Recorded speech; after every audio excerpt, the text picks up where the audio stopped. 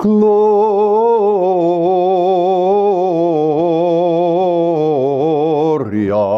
in excelsis Deo, Gloria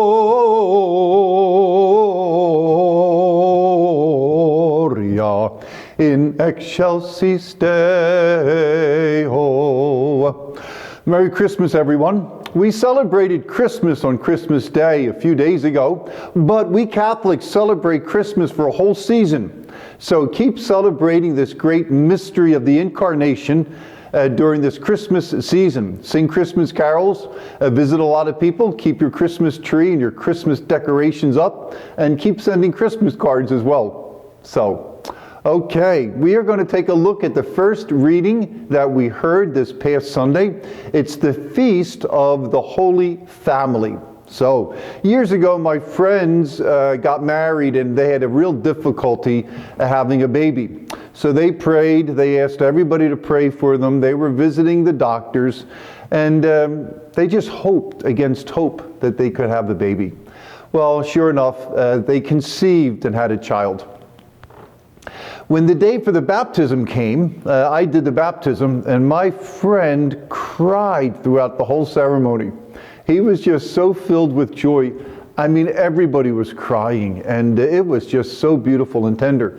And he was really thanking God that God had given him a baby girl. And in a sense, he was returning his little daughter to God because he knew she came from God's mercy. And he was dedicating her to God in that baptism. Well, the same thing happens in our first reading.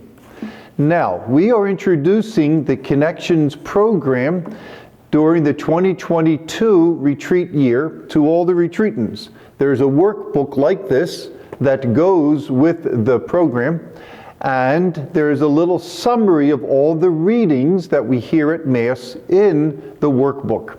So this is the summary for our first reading. And it goes like this. Like many famous women in the Old Testament, Hannah was not able to have children. She prayed for a child and promised she would dedicate the child to God. A child is born to Hannah, and his name is Samuel. In today's reading, Hannah and her husband Elkanah are on their way to Shiloh. In the temple there, they give him to God and leave him under the care of the priest Eli.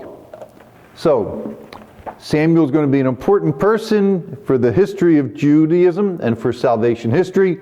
Let's take a look at this great reading. A reading from the first book of Samuel.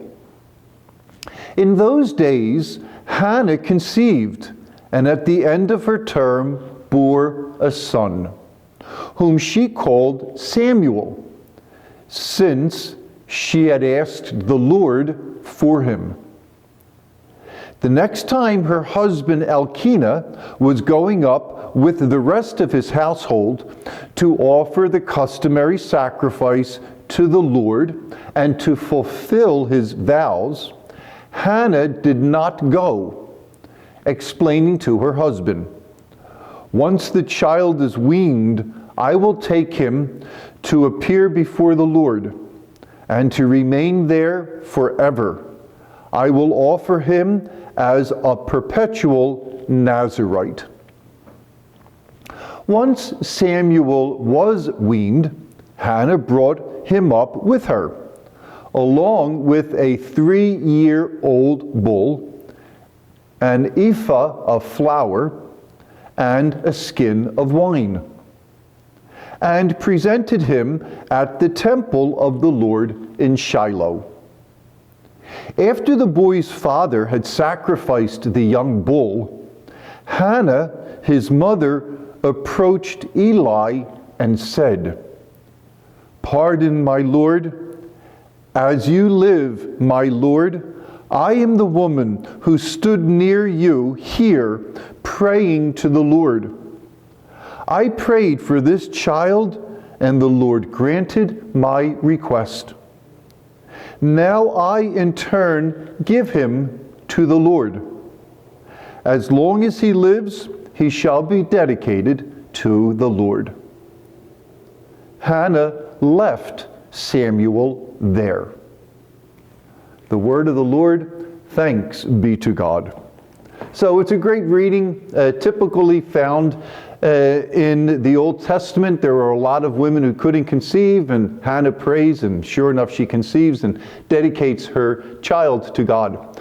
And usually I do the hard work for you. I explain how the first reading and the gospel is connected. Are connected. But I'll leave that up to you. So try to do a little homework on that. See the different ways that this first reading is connected to the gospel, and really reflect on this reading and think of the many blessings that God has given you.